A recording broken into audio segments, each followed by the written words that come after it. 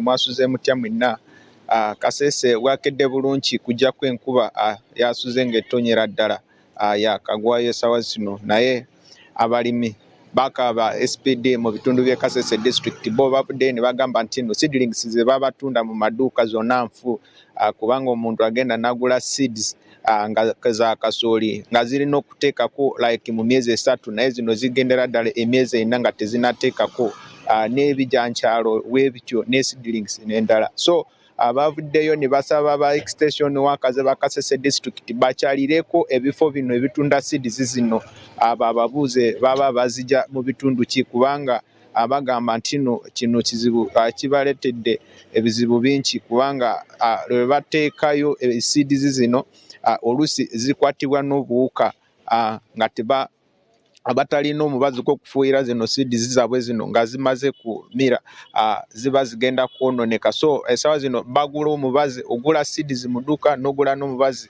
immediately after kuvaayo mu ttaka olina okufuuyira okufunako kyogenda afunako. So obuzibu buno babutadde kuba abantu abalina amaduuka agatunda seeds. So basabye district extension workers bano abakulira ebyobulimi ku district baveeyo bakyalire ebitundu bino byonna, era n'ensobi endala bazitadde ku gundi ku bitongole ebinoonyereza ku seeds zino. Bagamba nti tibavaayo eyo mu maofisi, babeera mu ofisi nga batudde, tibajja ground kubasomesa seeds ki ze balina okugula mu maduuka, ate maduuka ki agali supposed kutunda zino seeds. Twasobodde kwogako n'abamu abakulira ebyobulimi mu Kasese district n'abo abakola research ku seeds zino batugambye bwe bati. There is a very big challenge of farmers accessing seed, knowing where to get the seed from, but also not knowing which seed to plant where. So this is a big challenge that we are also trying to meet in this project, to see that farmers know that they know where to get seed, they know how to maintain seed, grow the seed, and produce really well. The farmers, some of them are buying seeds, but without consulting the extension staff. We have some inputters who have fake inputs. A farmer will just go to a dealer and give you a seed, which is for the next season. Just bring the seed without even consulting the extension staff, the type of seed that is it favorable for the season?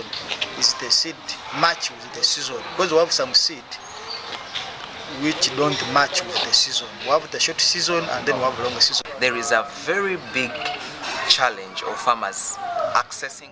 SPD abo be bakulu abamu be twasobodde kufuna nga tuwayamu nabe kusonga zino abalimi ze batuwadde kusonga za seeds zino, naye aba extension workers bano bo kituufu era SPD naffe tuli ku ground tetubalaba mu nnimiro z'abano abantu bo babeera mu office ng'oyo omulidde nga gamba nti abalimi be bali supposed kugenda kwebuza kuba extension worker, ekitali kituufu kubanga omuntu ali mu hard to reach areas z'e Kasese toyinza mugamba afune emmotoka either taxi ajje ku district y'e Kasese kwe batuula just kubuza seed ki gy'abagenda kugula mu dduuka, ate nga babali supposed kugenda ku ground basomesa abantu mugule seed bweziti ez'emyezi bwegiti than bo kuva mu nnimiro zaabwe bajje ku district kubanoonya. Naye tukyali ku ground kwogerako n'abalimi, tugenda kuba tubawo eno empoozi yaffe mu mawulire gaffe Omunyu live n'Omunyu kusatu. So SPD munzikirizeeko nkungeeko ku bantu b'e Kasese mu local language ya wano